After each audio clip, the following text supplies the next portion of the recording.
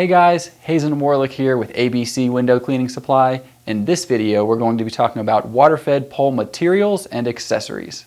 So when water-fed cleaning was still in its infancy, aluminum poles were the only option. However, they're very heavy and they're very hard to work with, so they're pretty much outdated at this point. Hybrid water-fed poles are a hybrid of glass fiber and carbon fiber. These poles are going to be a great option for users who are new to this technology or users who are just on a budget. The next step up from hybrid is a full carbon fiber pole. These poles are great if you're working over 35 feet because they're lighter and stiffer. However, they are a bit more expensive. If you're serious about investing into your water-fed pole, high modulus or high stiffness carbon is the lightest and stiffest option on the market, and it'll allow you to clean over 5 stories easily.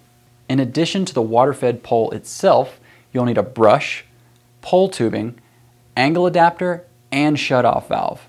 Most poles, such as our triple crown poles, already come standard with this. Your angle adapter connects your pole to your brush, and your shut-off valve connects your pole tubing to your system.